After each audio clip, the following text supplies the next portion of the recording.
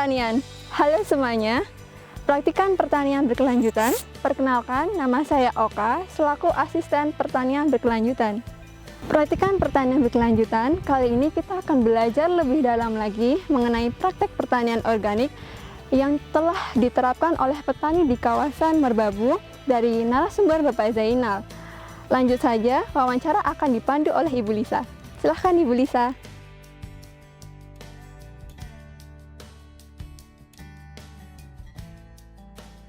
Terima kasih Kak Oka. Praktikan pertanian berkelanjutan. Saat ini kita sudah berada di lahan kelompok tani Bangkit Merbabu. Dan di sebelah saya ini ada Pak Zainal yang merupakan ketua dari kelompok tani Bangkit Merbabu. Pak Zainal ini telah menerapkan model pertanian berkelanjutan, yaitu pertanian organik tanaman hortikultura nih Pak Zainal. Mungkin bisa diceritakan sedikit Pak Zainal, mulai tahun berapa Bapak ini mulai melakukan pertanian organik Pak selama Bapak menjadi petani? Oh iya, terima kasih. Ya, saya menjadi petani sejak tahun 1998. Waktu itu masih pertanian konvensional, ya. Tahun 98 saya sudah membentuk kelompok tani. Kami ada 4 kelompok tani, yang 2 di Kabupaten Magelang, ya, yang 2 di Kabupaten Semarang. Yang di Kabupaten Semarang ini sekarang menjadi kelompok tani tranggulasi, juga di Desa Batur, di Kampung Selongisor. Sekarang sudah organik juga melalui bidulan organik sana. Yang satu lagi di Kaliduren sini sekarang menjadi Bangkit Merbabu. Bangkit Merbabu. Ya, sejarahnya dulu sini Tani Jaya namanya, kelompok tani Tani Jaya. Terus karena perubahan-perubahan yang terus menerus sehingga sekarang menjadi kelompok tani Bangkit Merbabu mulai tahun 2008. Jadi 98 kita bentuk kelompok tani, 2008 memulai organik. 2008 memulai organik Sampai sekarang ini.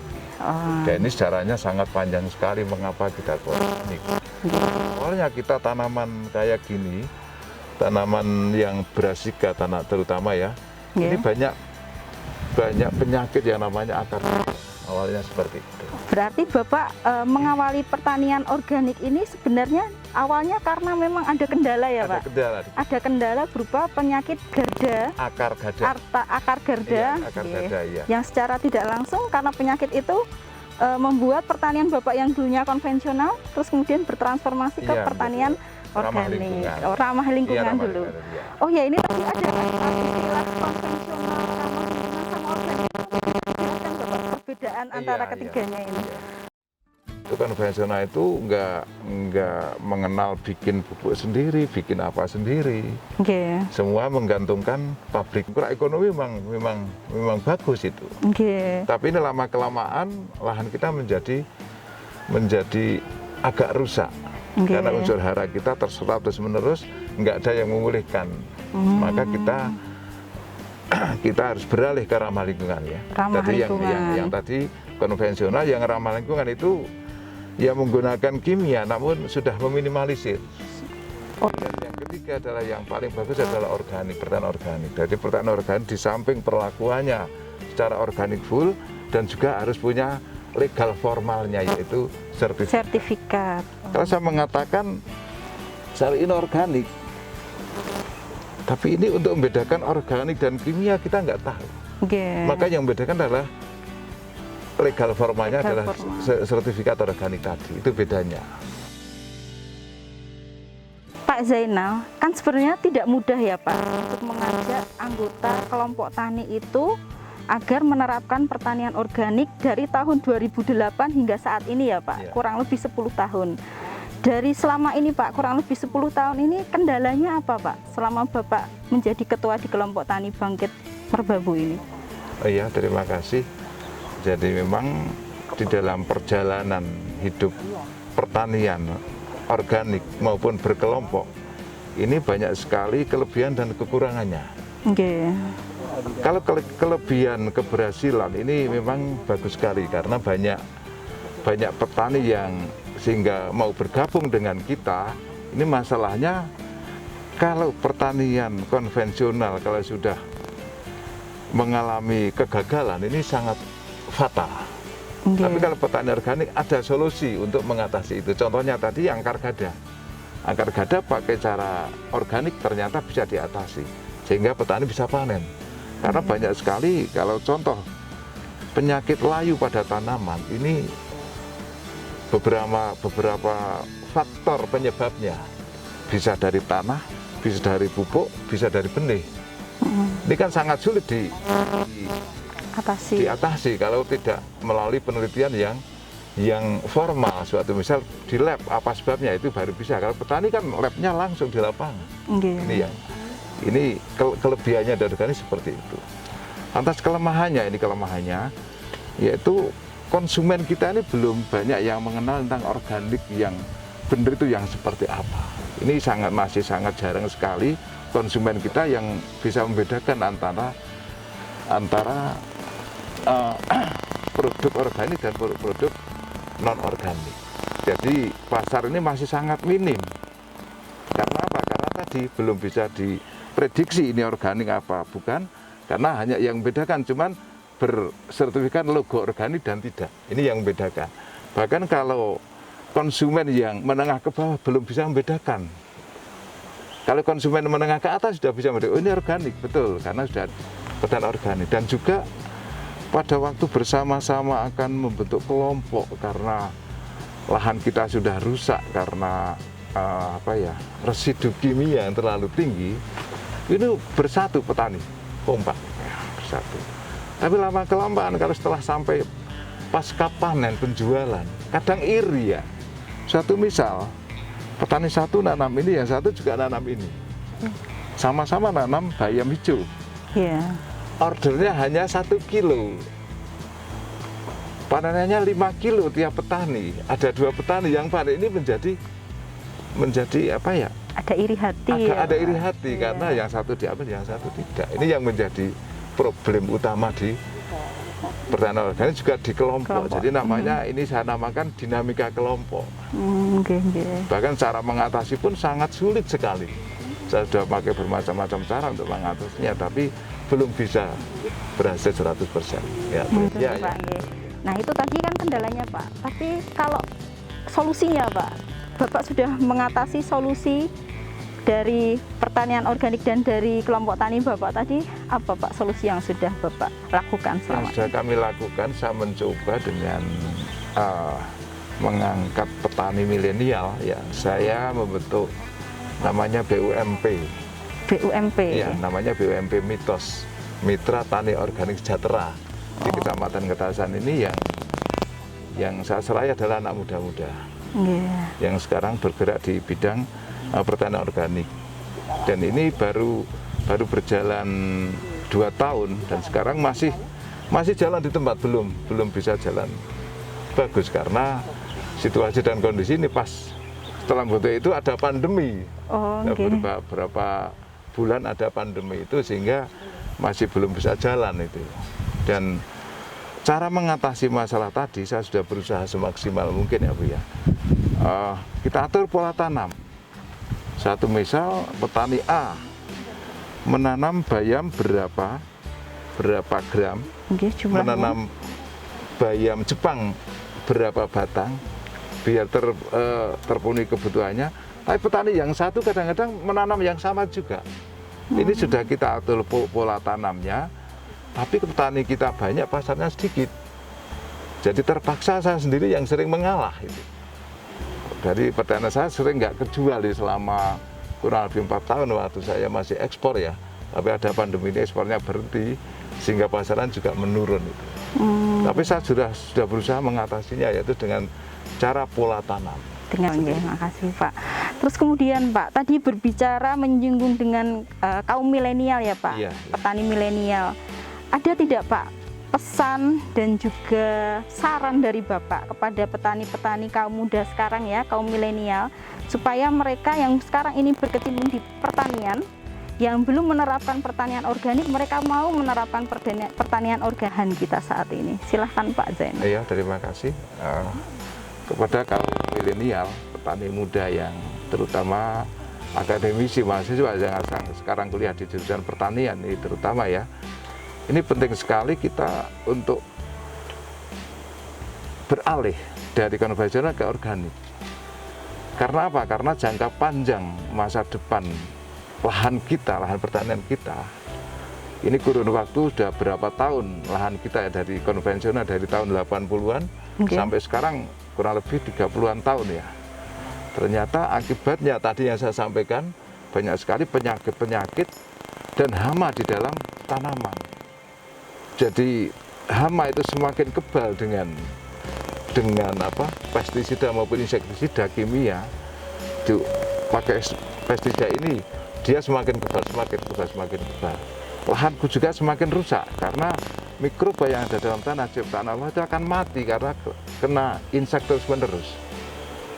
Karena kena pupuk kimia terus menerus, akhirnya tanah menjadi tandus. Unsur hara berkurang, dan untuk mengembalikannya sangat sulit. Maka untuk mengembalikan itu semua dengan cara pertanian organik ini yang ramah lingkungan dan berkelanjutan. Artinya ramah lingkungan seperti ini ya. Jadi kalau kita nanam seperti ini, lingkungan kita bau nggak? Bau pestisida nggak di sini? Nggak ada kan? Nggak bau pestisida. Nggak ada, nggak ada pupuk kimia juga nggak ada sama sekali. Jika ini sangat, maka dikatakan ramah lingkungan. Kita di sini pun nyaman, nggak merasa terganggu dengan kimia-kimia sintetis yang biasa digunakan oleh petani konvensional ya. Ini yang namanya ramah lingkungan. Berkelanjutannya seperti ini, Mas. Saya petani, kalau ini saya tanami secara konvensional terus menerus, anak cucu saya mau saya tinggalin apa nantinya? Kalau tinggalin tanah yang tandus, mereka nggak mau bertani. Maka bagi yang muda-muda sekarang, marilah kita mulai mencoba untuk beralih dari konvensional ke organik. Tapi juga banyak tantangan dan banyak kendala. Dan tantangan dan kendala ini bagaimana cara mengatasinya, bagaimana solusinya, kita pasti ada jalan keluarnya. Karena saya percaya setiap kesulitan, disitulah ada kemudahan, tergantung kita mau apa enggak. Daripada intinya, pertanian organik ini adalah berbuat baik terhadap alam lingkungan kita. Jadi logikanya, unsur hara dalam tanah terserap tanaman terus-menerus. Bagaimana kita mengembangkan unsur hara tadi biar menjadi subur lagi. Ya itu, terima kasih. Ya, terima kasih. Berarti selain pertanian organik ini baik dari sisi ekologi, dan dari sisi lingkungan, kalau dari sisi ekonominya Pak, bagaimana dari sisi Pak? Ekonomi, ya perlu kami sampaikan, saya juga membuat analisa usaha setiap kami menanam. Ini tergantung pasar ya, tergantung pasar. Jadi kalau pas kita nanam ini kok sama dengan konvensional juga. Pas kita nanam, kita jual di harga pasaran umum karena kita nggak punya pasaran yang khusus. Harganya pas rendah, itu kita bisa rugi. Tapi kalau harga stabil, kita tetap untung. Karena apa? Satu, pupuk bikin sendiri, nggak beli. Oh iya, dari biaya ya Pak? Dari biaya bisa diminimalkan. Ya, bagi petani-petani yang punya lahan sempit ini sangat menguntungkan. Ya, karena nggak perlu tenaga kerja dia. Itu contoh petani yang punya ini. Kerja sendiri mereka berdua. Ya, dan ini penghasilannya juga lumayan, Bu.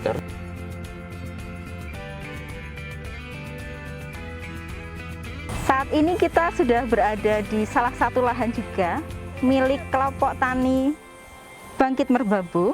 Tepatnya di sini sedang menanam cabai ya Pak ya. Ya. Kalau bedanya lahan ini sama lahan yang tadi apa nggih Pak? Yang tadi organik, yang ini lahan? Ini hanya ramah lingkungan. Ramah lingkungan, nggih. Tadi meminimalisir kimia sintetis. Meminimalisir kimia sintetis. Ya. Nah di lahan ini Pak, tadi Bapak bicara ada yang kimia, ada yang organik ya Pak. Yang diterapkan di lahan ini untuk organiknya apa Pak? Pupuk, air, bibit, atau bisa dijelaskan Pak Zainal? Ini yang organiknya adalah ada pupuk organik, bibit organik, air juga organik, penyubur juga organik. Yang belum pakai organik, yang untuk fungisida. Mas, fungisida yang belum organik. Fungisida, dan saya coba pakai pestisida yang organik, pestisida yang nabati, ternyata nggak mampu juga. Jadi pestisida dan fungisidanya masih pakai kimia, tapi lainnya pakai organik semuanya. Itu pun memakainya kalau sangat terpaksa yang kimia tadi. Kalau ada penyakit atau hama yang menyerang baru kita pakai. Kalau enggak fungisida pakai. kimia ya, Pak. Betul. Biasanya penyakit atau hama apa Pak yang memang tidak bisa diatasi menggunakan pestisida nabati Pak, organik? Kalau ada bermacam-macam tanaman Ibu ya. Iya. Kalau tanaman sayur-sayuran yang daun-daunan itu masih mudah diatasi. Tapi kalau di cabai ini yang namanya ada serangga, patek, namanya penyakit patek ada cabai. Oh, patek pada cabai itu yang sulit diatasi Iya, ya yang Pak sulit ya. diatasi. Ya, maka kita harus menyingkirkan serangga itu dengan pakai kimia. Dengan pakai kimia. Tapi ini saya sudah merencana mau nanam cabai lagi. Saya mau mencoba bikin sendiri yang untuk mengatasi. Saya sudah merencanakan ini. Oh, okay. Jadi ini lama-kelamaan bisa menjadi organik full.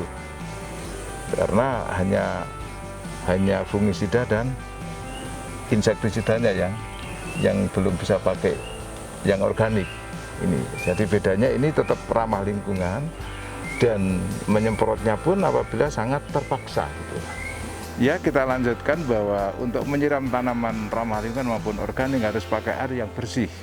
Ini buktinya air yang kita gunakan ini yang diminum oleh masyarakat untuk dikonsumsi dan juga bisa digunakan untuk menyiram tanaman yang organik maupun yang ramah lingkungan. Ini kalau kita tinggal buka keran, di sana langsung bisa mengalir, sudah bisa untuk menyirami tanaman. Tapi apabila yang digunakan adalah air yang kotor, limbah seperti ini, maka harus ada treatment tertentu. Nah, treatment itu ada tiga fase. Fase pertama kita buatkan bak di lingkungan lahan itu pertama, dan dikasih tanaman namanya enceng gondok ya. Terus ada lagi bak kedua, dari bak pertama masuk mengalir ke bak kedua juga dikasih enceng gondok, terus bak ketiga juga dikasih enceng gondok. Itulah baru air bersih untuk menyiram tanaman. Oke. Ini Pak, kalau cara mengidentifikasi Pak, bagaimana kita bisa mengidentifikasi suatu pertanian itu dia termasuk organik, ramah lingkungan, dan juga konvensional jika dilihat dari kenampakan lahan atau tanamannya Pak? Kalau dilihat dari penampakan nggak bisa Bu.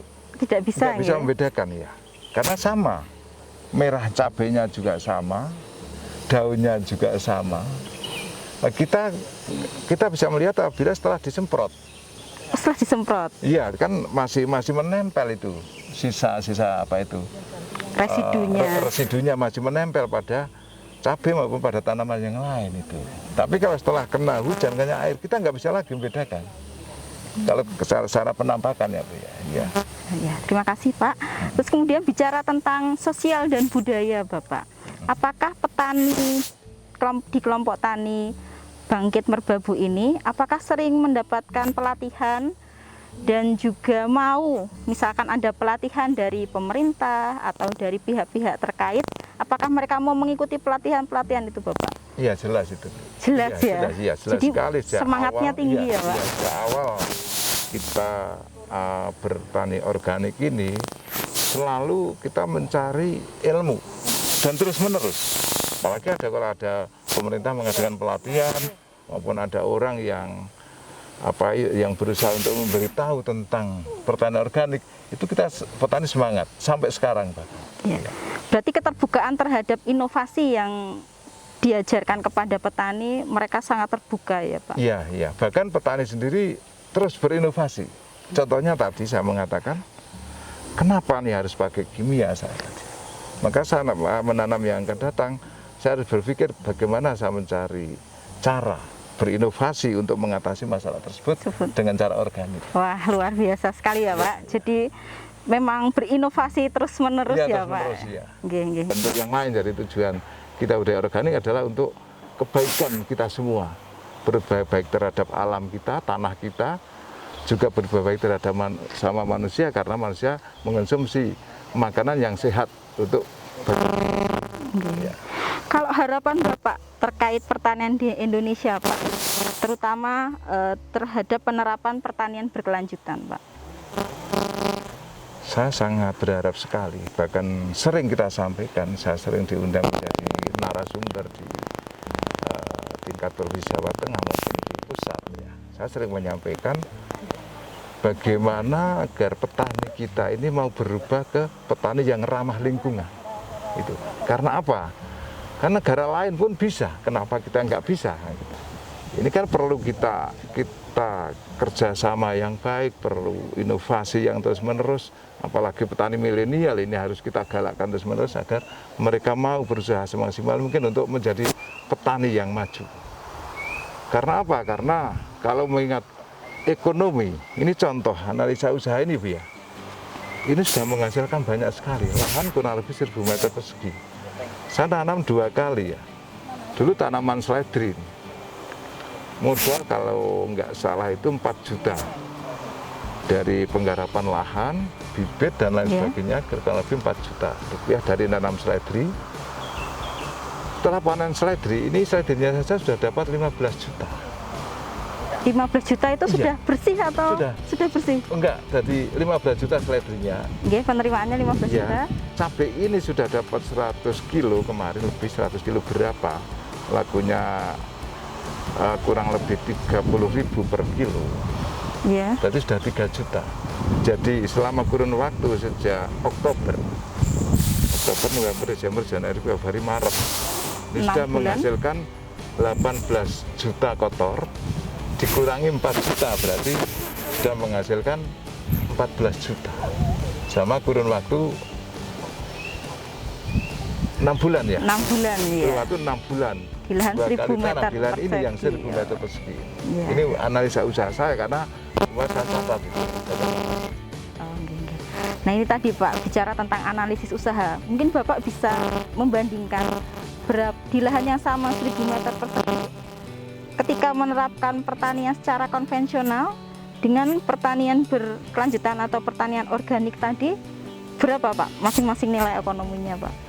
Kalau nilai ekonominya, kalau organik ini punya pasar yang khusus, sebenarnya besar yang organik. Kalau punya pasar yang khusus ya? Iya, kalau punya pasar yang khusus tahu tentang organik karena nilainya tinggi juga harganya lebih tinggi karena biaya sertifikatnya juga mahal. Ini sebenarnya untungnya organik. Tapi karena pasar ini pasar organik ini masih seperti ini, maka hampir sama Pak yang konvensional dengan yang organik. Organik. Iya. Kalau boleh tahu dipasarkan di mana Pak selama ini Pak? Kalau yang khusus ini saya pernah memasarkan ke Singapura selama 4 tahun dan karena pandemi ini sehingga berhenti. Sekarang pasar lokal ini sekarang di Semarang, di Jogja juga ada, di Bali ada, terus di Jakarta juga ada, tapi sedikit-sedikit seperti yang saya sampaikan. Kadang pesanannya 10 kilo.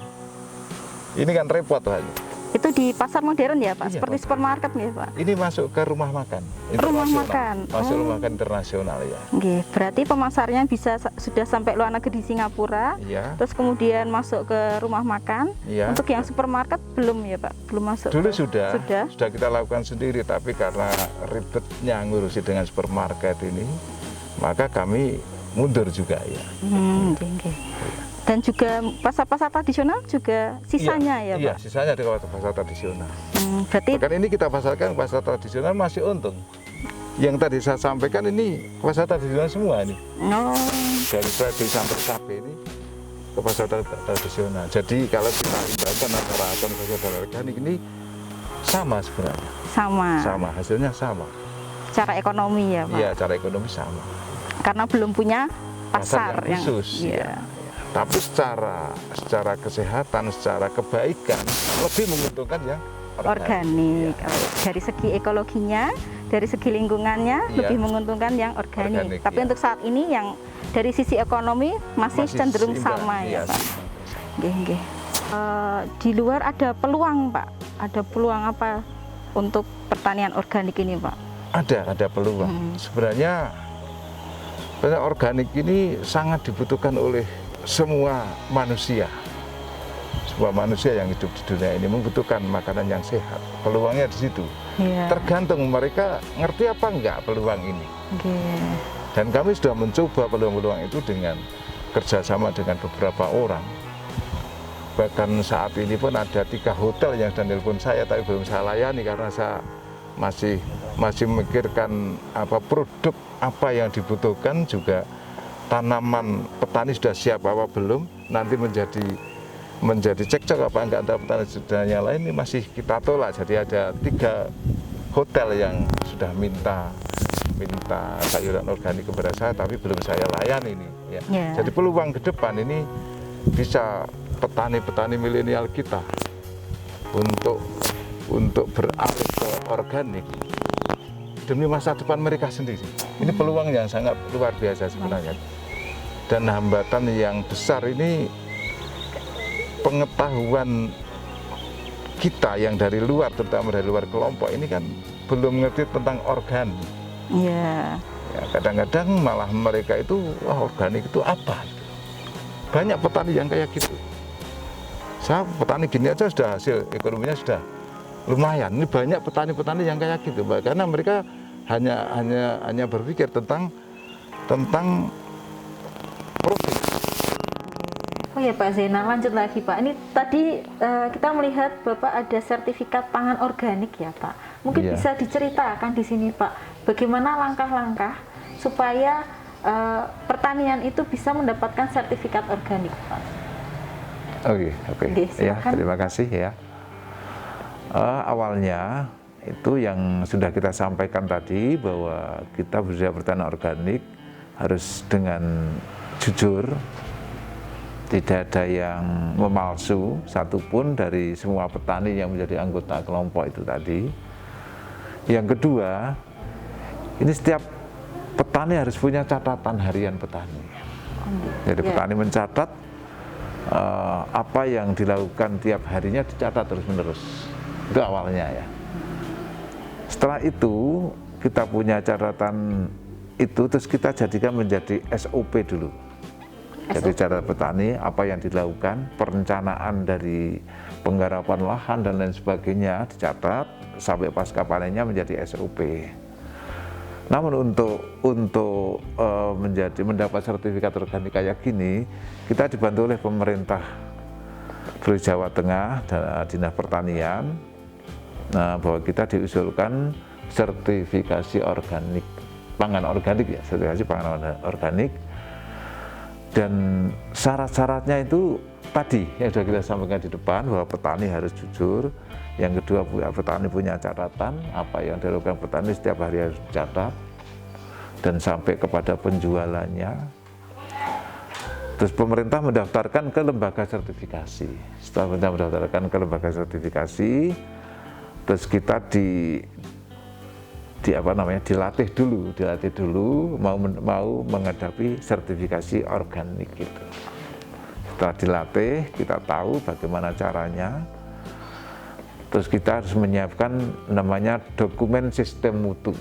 Dokumen sistem. Iya, dokumen sistem mutu itu dari catatan petani tadi, juga ada SOP, ada GAP dan ada GHP. Setelah itu kita mendaftar, terus diperiksa oleh surveillance, disurvei dari lembaga sertifikasi. Dia hanya mencari kesamaan dan perbedaan atau penyimpangan. Jadi surveillance itu mencari ada yang nyimpang enggak organiknya itu. Jadi benar-benar diteliti dari tanahnya sampai produknya. Oh, dari tanah sampai produk. Iya, dari tanahnya, bagaimana perlakuannya, bagaimana cara membuat pupuknya, bagaimana cara membuat tesnapnya, bahannya dari apa, membeli dari mana, juga ditanyakan semuanya itu.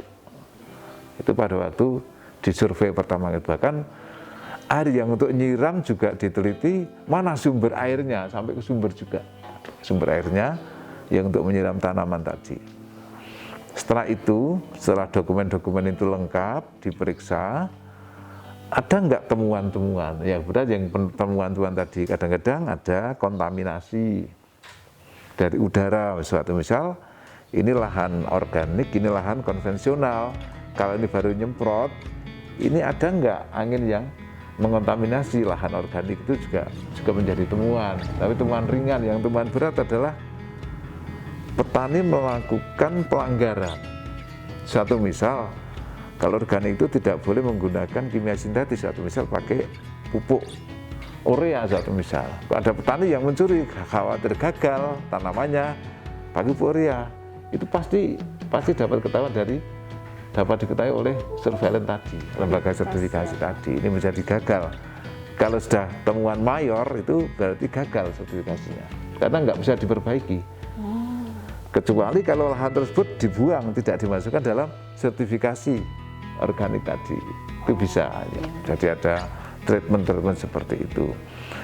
Setelah ada temuan-temuan ringan, tergantung menjawabnya kita dapat sertifikasi seperti ini, untuk nunggu temuan-temuan tadi ada beberapa pertemuan, misalkan ini tidak sesuai, misalkan ini masih ada kontaminasi air, udara atau apa, itu harus nunggu jawaban dari kami. Itu tergantung kalau jawaban kami 1 minggu sudah bisa selesai, maka bulan itu juga sertifikat bisa dicairkan. Itulah cara sertifikasi yang awal nasional ya. Kalau biayanya Pak, biaya sertifikat organik ini berapa Pak? Kalau awalnya itu bantuannya itu kalau nggak salah ini 40 juta Mbak, untuk dapat sertifikasi ini, dan untuk pelatihan, untuk macam-macam ya. Terus untuk perpanjangan tiap tahunnya itu 15 sampai 20 juta. 15 sampai 20 juta. Ya, yang nasional ya. Yang nasional. Ya. Jadi untuk awal pengajuannya 40 juta, kemudian itu hanya berlaku 1 tahun ya Pak? 1 tahun ya. Terus kemudian perpanjang setiap tahun 15 sampai 20 juta. Ya. Kemudian selain sertifikat organik nasional Pak, Bapak punya yang internasional ya Pak? Iya punya ya. Ya. Apa saja Pak sertifikatnya? Ada 3 ya. Ada NOP, JAS dan Euro.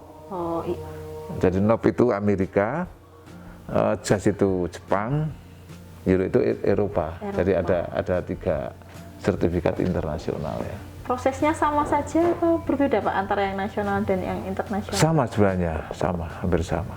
Jadi yang utama lolos dan tidak itu kejujuran petani, ini yang utama. Terus keuntungannya Pak, mempunyai sertifikat organik baik nasional dan juga internasional Pak, kalau untuk petani keuntungannya bagaimana Pak? Keuntungannya kalau kita punya sertifikat yang SNI, kita bisa masuk ke pasar-pasar modern maupun pasar yang di mall-mall lah, pasar-pasar modern bisa lah, karena kita bisa menunjukkan sertifikat. Kadang-kadang mall juga tanya, mana buktinya organik, kita harus menunjukkan sertifikat ini ya. Kalau yang internasional itu, kalau kita mau menjual organik di luar negeri atau ekspor, itu kita harus bisa menunjukkan sertifikasi organik internasional. Mau kirim kemana? Kalau Jepang kita punya sertifikat JAS Jepang. Kalau kirim ke Eropa kita punya sertifikat yang Eropa. Kalau kita mau kirim ke Amerika kita harus punya sertifikat yang Amerika. Gitu. Oh iya. Bapak, kalau lama waktu mengajukan sertifikat organik ini Pak, dari pengajuan sampai keluar sertifikatnya itu berapa lama Pak?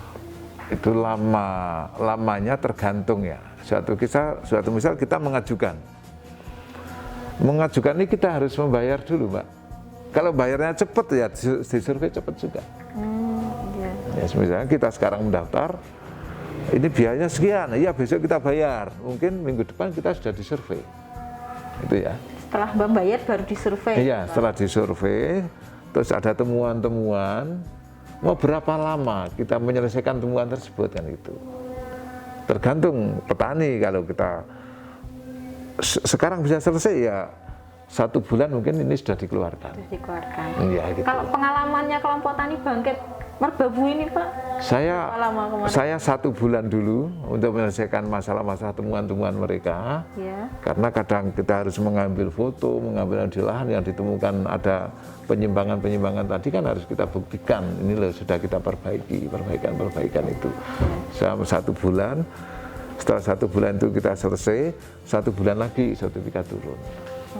Berarti 1 bulan sudah cukup untuk Bangkit Merbabu memperoleh sertifikat organik ya Pak? Ya. Berarti 2 bulan waktunya. 1 bulan untuk menyelesaikan pertemuan, 1 bulan proses sertifikat. Ini sertifikat. Berarti Ya. dari pengajuan sampai keluar sertifikatnya membutuhkan waktu 3 bulan paling. 3 bulan. 3 bulan ya. Oh iya Pak, mau bertanya lagi Pak. Kan kita Iya. tahu ya Pak, manajemen dari sistem budidaya, kemudian malah sebelumnya ya Pak, persiapan input pertanian, budidaya, panen sampai pasca panen itu kan butuh banyak modal ya Pak ya. Iya, iya. Mungkin ada masukan dari Bapak untuk petani yang baru memulai, bagaimana mereka bisa mengatasi modal itu tadi, bagaimana cara mendapatkannya, atau mungkin bagaimana pertama kali permodalan bagi petani-petani muda ini Pak, mungkin bisa dibantu oleh Pak Zainal, silahkan Pak. Oh iya, terima kasih. Kalau petani sini rata-rata ini sudah sejak awal sudah persiapan modal, rata-rata persiapan modal. Tapi bagi yang membutuhkan modal bisa itu lewat bank juga bisa. Bahkan kita sering ditawarin oleh bank Jateng sering menawarin, Bank BRI juga sering menawarin. Namun petani yang kita tawarin mereka nggak mau gitu. Tidak mau ya Pak? Tidak, iya, karena dia sudah punya modal yang untuk mengolah lahan maupun untuk sarana yang lain gitulah. Iya. Jadi memang dari awal mereka sudah mulai punya modal ya? Iya, sudah punya Tidak modal ya. dengan tangan kosong terus Iya, kemudian iya. mulai usaha. Iya, iya. Kalau saya ini sering modal tinggi, jadi saya harus mencari modal dari bank gitu. Iya. Oh, jadi lebih banyak dari bank ya Pak? Iya, kalau saya dari bank ya. Iya. Atau dari kelompok tani atau gaboktan itu ada bantuan pinjam? Sebenarnya ada, kita sudah mencoba membuat koperasi ya di dalam BUMP tadi yang Dek Sewan saya suruh jadi ketuanya, itu di dalamnya ada koperasi. Dan koperasi ini sudah punya modal juga dari kelompok-kelompok tani yang menabung di situ, tiap kelompok 1 juta, bahkan per anggota itu 100.000. Namun sampai sekarang ini perjalanannya kami juga nggak tahu karena ada ini pandemi ini, jadi saya belum tahu juga perkembangannya seperti apa. Sebenarnya dari kelompok ada juga. Oh, iya. Pak, kalau dalam budidaya pasti kan ada perlakuan tertentu ya Pak, sehingga disebut sebagai organik. Iya. Mungkin bisa dijelaskan Pak, bagaimana suatu budidaya itu bisa menjadi organik? Bisa dilihat dari misalnya yang pertama dari sisi benih, kemudian dari pupuknya, pestisidanya, kemudian air, mungkin bisa dijelaskan Pak. Oh iya, ya ini makasih sekali. Ini kalau masalah benih, Indonesia ini belum ada benih yang organik. Belum ada. Iya, kalau kita mau pakai benih yang organik harus impor. Kalau impor itu dilarang oleh pemerintah untuk impor benih. Makanya petani untuk bisa menjadikan benih itu menjadi organik ada terima tertentu. Di sini ada 2 cara pakai, yaitu untuk menghilangkan kimia yang ada dalam benih. Yang pertama itu benih direndam di air, dikasih mikroba sedikit agar hilang itu kimianya. Setelah warnanya hilang, kan ada benih warnanya hijau, kadang merah, kadang itu. Setelah itu hilang, barulah kita taburkan. Ada lagi treatment yang kedua, yaitu pakai bawang putih. Bawang putih udah digecek gitu aja lah, nggak usah di blender terlalu lama. Kemudian dimasukkan dalam gelas, dikasih air bawang itu direndam kurang lebih 10 menit atau 15 menit lah. Itu sudah larut kimia dalam benih itu tadi. Itu yang benih ya, untuk menghilangkan kimia dalam benih. Yang kedua, pupuk petani bikin sendiri. Ya, sudah ada caranya, treatmentnya bagaimana agar pupuk ini bisa menjadi pupuk organik. Juga pestisida nabati juga bikin sendiri. Dan juga penyubur juga bikin sendiri semua ya. Semuanya dari bahan-bahan organik. Iya, airnya juga langsung dari sumbernya. Ya. Jadi itu tadi perlakuan budidaya supaya bisa menuju organik ya Pak. Iya, iya betul. Dan sudah menerapkan semua ya Pak. Sudah kami terapkan semua ya. Kalau enggak dapat sertifikat kayak gini ya. Mungkin ada pesan terakhir, closing statement dari Pak Zainal kepada para generasi ini, khususnya para mahasiswa pertanian, dan untuk semua petani dan juga masyarakat Indonesia pada umumnya Pak. Silahkan Pak. Ya, terima kasih. Hanya berpesan kepada terutama petani milenial dan mahasiswa yang mengambil jurusan pertanian dan juga para petani-petani muda yang nggak kuliah karena dia juga praktek langsung ya di lapangan. Kami berharap marilah kita beralih dari konvensional ke organik. Beralih ini bukannya untuk kerugian materi, tapi untuk kebaikan. Jadi kita beralih untuk kebaikan. Karena pertanian organik adalah berbuat baik terhadap alam, berbuat baik terhadap sesama manusia, juga beribadah kepada Allah SWT. Ini intinya di situ. Jadi marilah kita bersama-sama sampai ke tujuan nantinya bisa tercapai, agar bangsa Indonesia adalah menjadi bangsa yang sehat. Karena makanan kita yang kita konsumsi adalah makanan yang sehat. Ini yang utama lah. Jadi kami hanya mengajak kepada kalian semua, marilah kita selalu berbuat baik. Intinya organik adalah berbuat baik. Di situ. Jadi bisa diartikan kita ibadah untuk meningkatkan takwa kepada Allah SWT karena perbuatan baik itu tadi. Jadi intinya kita bertani organik adalah budidaya ramah lingkungan dan berkelanjutan. Ramah lingkungannya jelas, kita tidak merusak alam, tidak memberi makan kepada orang lain yang tidak sehat, dan anak cucu kita tinggali lahan yang sehat. Ya, terima kasih. Ya. Terima kasih Pak Zainal sudah mau berbagi banyak pengalaman dengan kami. Semoga ilmunya bermanfaat. Kita kembali kepada Kak Oka. Silahkan Kak Oka. Nah, hari ini kita sudah belajar banyak ya dari Bapak Zainal yang merupakan Ketua Kelompok Tani Bangkit Merbabu. Terima kasih atas kebersamaannya. Semoga video ini dapat memberikan kita motivasi, inspirasi, dan bekal dalam mempelajari dan mempraktekkan cara bertani agar berkelanjutan. Nah, saatnya bagi praktikan untuk mengidentifikasi, memahami, serta mengevaluasi praktek pertanian berkelanjutan yang ada di daerahmu. Saya Oka, undur diri. Terima kasih. Salam pertanian.